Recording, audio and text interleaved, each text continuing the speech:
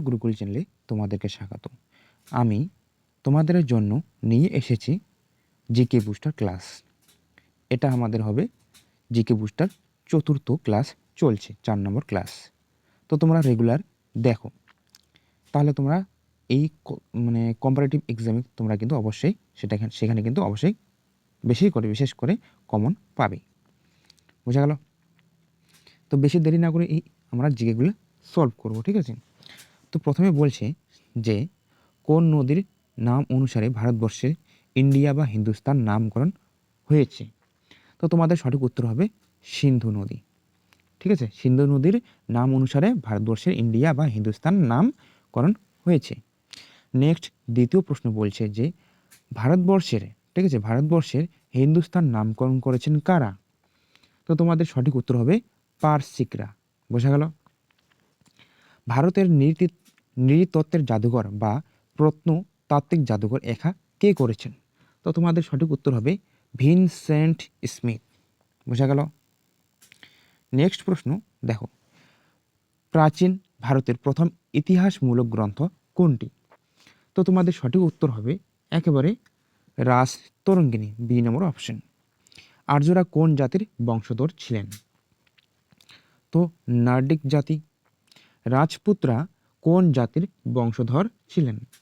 হুন জাতির। ঠিক আছে? ভারতবর্ষকে পৃথিবীর ক্ষুদ্র সংরক্ষণ বলা হয় কেন? কারণ হচ্ছে বৈচিত্র্যের জন্য। এই কোশ্চেনটা কিন্তু একবার এসেছে, চাকরি পরীক্ষায় কিন্তু এসেছে। ঠিক আছে?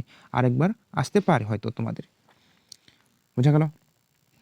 তো নেক্সট প্রশ্ন আমরা যাব যে অর্থশাস্ত্র কে রচনা করেন? অর্থশাস্ত্র রচনা করেন তোমাদের কৌটিল্য। ঠিক আছে? বুদ্ধচরিত কার রচনা? বুদ্ধচরিত রচনা করেছিলেন তোমাদের অশ্বঘোষ। হর্ষচরিত কে রচনা করেন? হর্ষচরিত রচনা করেন তোমাদের বাণভট্ট। ইন্ডিকা গ্রন্থের রচয়িতা কে? ইন্ডিকা গ্রন্থের রচয়িতা হলেন তোমাদের মেগাস্তিনিস। ঠিক আছে? এরপরে দেখো নেক্সট, রামচরিত গ্রন্থের রচয়িতা কে? একবার আসে যে রামচরিত মানস আর হলো তোমাদের রামচরিত। তো রামচরিত তোমরা রচনা করেন সন্ধ্যাকর নন্দী। ঠিক আছে? আবার যদি রামচরিত মানস বলা থাকে তাহলে কিন্তু তোমাদের তুলসী দাস হবে আর কি। ঠিক আছে? তো বিক্রমাঙ্ক চরিত কে রচনা করেন? তো তোমাদের সঠিক উত্তর হবে বিলহন। রাসতরঙ্গিনী গ্রন্থে কোন রাজ্যের ইতিহাস বর্ণিত আছে? তো তোমাদের আছে কোন রাজ্যের বর্ণিত আছে? সেখানে কিন্তু কাশ্মীর রাজ্যের উল্লেখ রয়েছে আর কি। সর্বপ্রথম কোন বিদেশি দূত ভারতে আসেন? এর কিন্তু এইবার কেপিতে কিন্তু এসেছে। ঠিক আছে? সর্বপ্রথম কোন বিদেশি দূত ভারতে আসেন আর কি। তো তোমাদের সঠিক উত্তর হবে ইবন বতুতা, সি নম্বর অপশন। ঠিক আছে? এরপর নেক্সট প্রশ্ন দেখো, ইতিহাসের জনক রূপে কে পরিচিত? ইতিহাসের জনক নামে কে পরিচিত? তোমার সঠিক উত্তর হবে হেরোডোটাস। ঠিক আছে? রামচরিত মানস গ্রন্থের রচয়িতা, এই দেখো চলে আসছে। ঠিক আছে? রামচরিত মানস গ্রন্থের রচয়িতা তো তোমাদের হবে তুলসী দাস। ঠিক আছে? এই কোশ্চেনগুলো কিন্তু একেবারে আসে, রামচরিত আর রামচরিত মানস। ঠিক আছে? এবার দেখো নেক্সট, এলাহাবাদ প্রশস্তি কে রচনা করেন? এলাহাবাদ প্রশস্তি রচনা করেন হরিসেন। এলাহাবাদ প্রশস্তিতে কোন রাজার কীর্তি বর্ণিত রয়েছে? তো বর্ণিত রয়েছে সমুদ্রগুপ্তের কাহিনী, মানে সমুদ্রগুপ্ত রাজার কাহিনী বা কীর্তি বর্ণনা করা হয়েছে এই এলাহাবাদ প্রশস্তিতে। কে রচনা করেন? এই হরিসেন। বোঝা গেল? নেক্সট বলেছে যে ভারতীয় সভ্যতা কত প্রাচীন? এটা বলেছে যে ভারতীয় সভ্যতা কত প্রাচীন, সেখানে কিন্তু 8500 বছর আর কি। নেক্সট প্রশ্ন আমরা যাব যে ভারতের সবথেকে প্রাচীন সভ্যতা কোনটি? ভারতের সবথেকে প্রাচীন সভ্যতা সেটা তোমাদের হলো মেহেরগড় সভ্যতা। মেহেরগড় সভ্যতা কে আবিষ্কার করেন? ভেরি ভেরি ইম্পর্টেন্ট প্রশ্ন। মেহেরগড় সভ্যতা আবিষ্কার করেন তোমাদের যা ফ্রান্সিও জারিস। ঠিক আছে? যা ফ্রান্সিও জারিস। কেউ কিন্তু রাখাল দাস আর দয়ারাম সাহানি কিন্তু দেবেন না অবশ্যই। ঠিক আছে? বোঝা গেল? এবার তোমাদের মেহেরগড় সভ্যতা কোন যুগের সভ্যতা? সেটি কিন্তু তোমাদের হলো একেবারে নব্যপ্রস্তর যুগের। বোঝা গেল? নেক্সট প্রশ্ন, কবে মেহেরগড় সভ্যতা আবিষ্কৃত হয়? কবে? সেখানে কিন্তু তোমাদের 1974 সালে আর কি। মেহেরগড় সভ্যতার প্রকৃতি কীরকম ছিল? সেখানে ছিল তোমার কিন্তু একেবারে কৃষিকেন্দ্রিক। এগুলো কিন্তু ভেরি ভেরি ইম্পর্টেন্ট প্রশ্ন, তোমাদের কিন্তু অনেক এক্সামে কিন্তু আসে আর কি। নেক্সট প্রশ্ন আমরা যাব যে সিন্ধু সভ্যতা বা হরপ্পা সভ্যতা কোন যুগের? এটা কিন্তু ভেরি ভেরি ইম্পর্টেন্ট প্রশ্ন, ঠিক আছে। এটা তোমাদের কিন্তু তাম্রপ্রস্তর যুগের, ঠিক আছে, বোঝা গেল। নেক্সট তাম্রপ্রস্তর যুগ। আচ্ছা, এবারে দেখো নেক্সট প্রশ্ন, হরপ্পা সভ্যতা কত খ্রিস্টাব্দে আবিষ্কৃত হয়? হরপ্পা সভ্যতা কত খ্রিস্টাব্দে আবিষ্কৃত হয়? দেখো মেহেরগড় সভ্যতা চলে গেল, এরপর আমাদের হরপ্পা সভ্যতা, ঠিক আছে। আচ্ছা, হরপ্পা সভ্যতা কে আবিষ্কার করেন? এখানে কিন্তু বলা হচ্ছে যে যা ফ্রান্সিও জারিচ। কোন যুগের? নবপ্রস্তর যুগের, ঠিক আছে। মেহেরগড় সভ্যতা কত সালে আবিষ্কৃত হয়? 1974 সালে। কেমন ছিল, কি তার কিরকম প্রকৃতি ছিল? কৃষিকেন্দ্রিক। এবার বলছে যে হরপ্পা সভ্যতা, হরপ্পা সভ্যতা কোন যুগের? এটা কিন্তু তাম্রপ্রস্তর যুগের, বোঝা গেল। এবার দেখো নেক্সট প্রশ্ন, হ্যাঁ, বলছে যে হরপ্পা সভ্যতা কত খ্রিস্টাব্দে আবিষ্কৃত হয়? ঠিক আছে, এটা তোমাদের হবে একেবারে 1922 সালে আর কি। হরপ্পা সভ্যতা সিন্ধু সভ্যতা বা হরপ্পা সভ্যতাকে কি বলা হয়? সিন্ধু সভ্যতাও বলা হয়, ঠিক আছে। তো এই হরপ্পা সভ্যতা কোন প্রকৃতির সভ্যতা? ঠিক আছে, এটা কিন্তু তোমাদের একেবারে হবে নগর সভ্যতা, ঠিক আছে। নগর কেন্দ্রিক সভ্যতা মানে নগর, নগর মানে আমাদের গ্রাম আর শহরে মিডিল, মানে মাঝখানে যে পরিস্থিতি সেটাকে নগর কেন্দ্রিক আর কি, ঠিক আছে। আচ্ছা, যাই হোক, নেক্সট প্রশ্ন আমরা যাব যে হরপ্পা বা সিন্ধু সভ্যতা খনন কার্য কোন ভারতীয় পরিচালনা করেছেন? ভেরি ভেরি ইম্পর্টেন্ট কিন্তু এটা তোমাদের ভিভিআই যাকে বলে, ঠিক আছে। ভিভিআই ইম্পর্টেন্ট প্রশ্ন। তো তোমাদের সঠিক উত্তর হবে দয়ারাম সাহানি, ঠিক আছে। হরপ্পা সভ্যতা বা পৃথিবীর প্রাচীনতম বন্দরের নাম কি? হরপ্পা সভ্যতার সময় যে প্রাচীনতম বন্দরের নাম কি সেটা তোমাদের হবে লথাল। ভেরি ভেরি ইম্পর্টেন্ট প্রশ্ন, ভিভিআই যাকে বলে, ঠিক আছে। আচ্ছা, নেক্সট প্রশ্ন, কে সর্বপ্রথম মহেঞ্জোদারো সভ্যতা আবিষ্কার করেন? দেখো কে সর্বপ্রথম, এইখানে তোমাদের হবে রাখাল দাস বন্দ্যোপাধ্যায়, একেবারে সঠিক উত্তর, ঠিক আছে। মহেঞ্জোদারোর কথার অর্থ কি? মহেঞ্জোদারোর কথার অর্থ হলো তোমাদের মৃতের স্তূপ। হরপ্পা সভ্যতা কোন নদীর তীরে গড়ে উঠেছিল? এটা কিন্তু ভেরি ভেরি ইম্পর্টেন্ট, ঠিক আছে। কোন নদীর তীরে? এটা তোমাদের সিন্ধু নদীর তীরে, ভেরি ভেরি ইম্পর্টেন্ট, ঠিক আছে। হরপ্পা সভ্যতায় ব্যবহৃত ধাতু ছিল কোনগুলি? হরপ্পা সভ্যতায় ব্যবহৃত ধাতুগুলি হলো তোমাদের তামা ও টিন, বোঝা গেল। দ্রাবিড় সভ্যতা কোথায় গড়ে উঠেছিল? যাই হোক, দ্রাবিড় সভ্যতা কোথায় গড়ে উঠেছিল? তো এটা তোমাদের হরপ্পা অঞ্চলে, বোঝা গেল। নেক্সট প্রশ্নে আমরা যাব, দেখো যে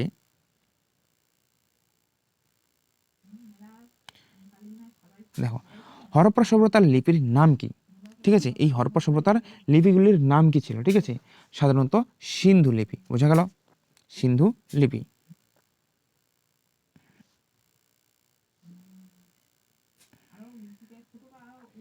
ঠিক আছে, তো এবার দেখো যে পরের নেক্সট প্রশ্ন, ভারতের প্রাচীনতম গ্রন্থ কিটি? গ্রন্থ হলো তোমাদের ঋগ্বেদ গ্রন্থ, ঠিক আছে। এবার বলছে যে কোন সভ্যতা হরপ্পা সংস্কৃতির প্রতিকৃতি ছিল? সেটা কিন্তু তোমাদের মেহেরগড় সভ্যতা। নেক্সট, আর্যরা প্রথম কবে ভারতে আসে? 1500 খ্রিস্টাব্দে। আর্যদের প্রধান ধর্মগ্রন্থের নাম কি? সেটা তোমাদের ঋগ্বেদ।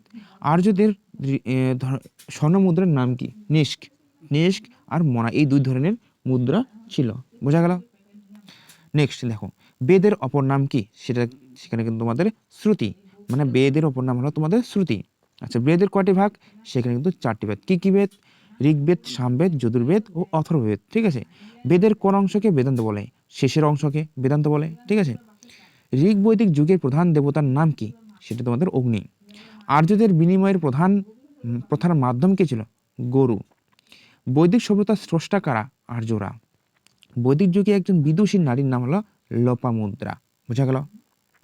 বৈদিক যুগে আর্যদের প্রধান ভাষা কি ছিল? সেটা তোমাদের সংস্কৃত, ওকে, তোমাদের কিন্তু সংস্কৃত। 10 রাজার যুদ্ধ কাহিনী কোথায় লিপিবদ্ধ রয়েছে? সেটা কিন্তু ঋগ্বেদের লিখিত, মানে ঋগ্বেদে বর্ণিত রয়েছে আর কি। বৌদ্ধ ধর্মের প্রবর্তক কে ছিলেন? বুদ্ধ দেব। ত্রিপিটক কাদের ধর্মগ্রন্থ? এটা হলো তোমাদের বৌদ্ধদের, ঠিক আছে। দেখো ত্রিপিটক কোন ভাষায় রচিত? তোমাদের কিন্তু পালি ভাষা একেবারে। আর্য সত্য সম্বন্ধে কে বলেছিলেন? এটা তোমাদের বুদ্ধদেব বলেছেন। জৈন ধর্মের প্রবর্তক কে? মহাবীর, বোঝা গেল। নেক্সট প্রশ্ন, জৈনদের প্রথম তীর্থঙ্কর কে ছিলেন? ঋষভনাথ। শেষ জৈন তীর্থঙ্কর ছিলেন, নাম হলো মহাবীর। চতুর্জাম কে প্রবর্তন করেন? পার্শ্বনাথ। জৈনদের প্রধান ধর্মগ্রন্থের নাম কি? সেটা তোমাদের দ্বাদশ অঙ্গ। বোঝা গেল? নেক্সট, বুদ্ধ কথার অর্থ হলো তোমার জ্ঞানী। ওকে, মহাবীর কোথায় দেহত্যাগ করেন? তো দেহত্যাগ তোমাদের করেন কিন্তু দেহত্যাগ, ঠিক আছে, এখানে কিন্তু ত্যাগ।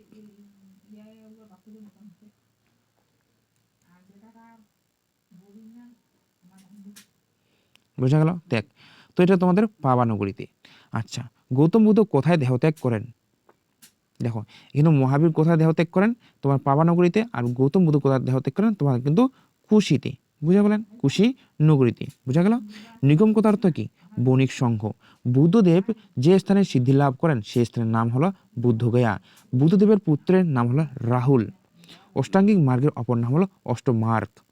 ঠিক আছে? লোথাল কোথায় অবস্থিত? এখন বর্তমানে গুজরাটে। ঠিক আছে? মহাজন শব্দের অর্থ হলো বৃহৎ রাজ্য। খ্রিস্টপূর্ব ষষ্ঠ শতকে উত্তর পূর্ব ভারতে কয়টি মহাজনপদ ছিল? 16টি মহাজনপদ ছিল। ষোড়শ মহাজনপদের মধ্যে কোন মহাজনপদ পরবর্তীকালে সাম্রাজ্যে পরিণত হয়? সেটা তোমাদের কিন্তু মগধ। ঠিক আছে? বোঝা গেল?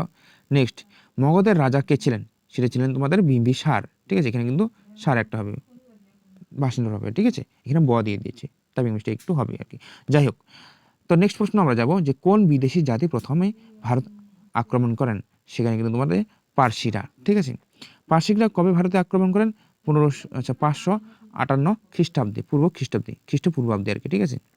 তো যাই হোক, নেক্সট, কার উপাধি ছিল কুনিক? অজাত শত্রুর উপাধি ছিল তোমাদের কিন্তু কুনিক। ঠিক আছে? অশোক কবে সিংহাসনে বসেন? সেখানে কিন্তু 273 খ্রিস্টপূর্বাব্দে। বোঝা গেল? নেক্সট প্রশ্নে আসে যে নন্দ বংশের শেষ প্রতিষ্ঠাতা কে? ঠিক আছে? নন্দ বংশের প্রতিষ্ঠাতা তোমাদের হলেন মহাপদ্মনন্দ। নন্দ বংশের শেষ রাজা ছিলেন তোমাদের একেবারে ধননন্দ। বোঝা গেল? মৌর্য বংশের প্রতিষ্ঠাতা ছিলেন তোমাদের একেবারে চন্দ্রগুপ্ত মৌর্য। চন্দ্রগুপ্ত মৌর্য কত খ্রিস্টাব্দে সিংহাসনে বসেন? 24 খ্রিস্টপূর্বাব্দে আর কি। ঠিক আছে? 324 খ্রিস্টপূর্বাব্দে সিংহাসনে বসেন আর কি। বোঝা গেল? বিম্বিসারকে অমিত্রাঘাত উপাধি কারা দেন?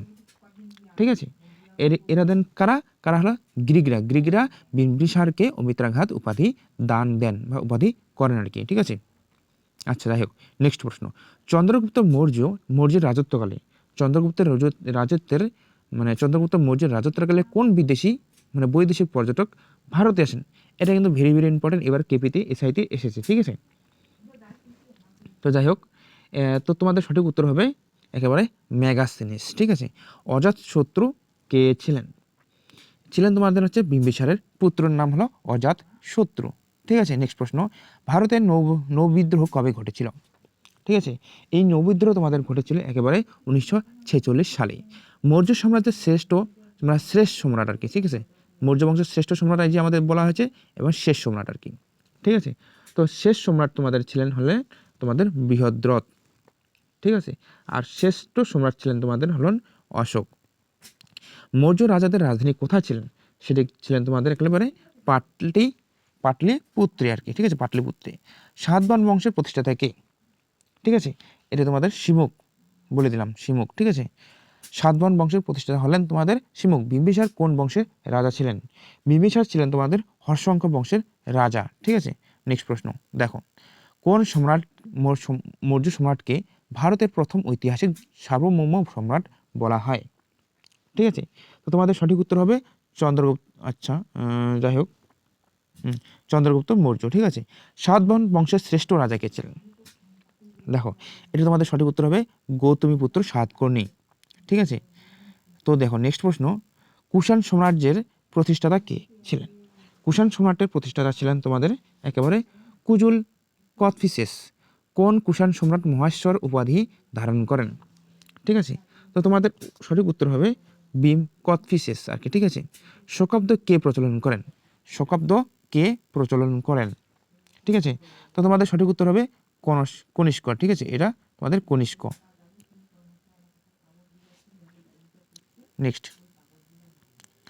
নেক্সট প্রশ্ন দেখো, যে শকাব্দ কোন বছর থেকে প্রচলিত?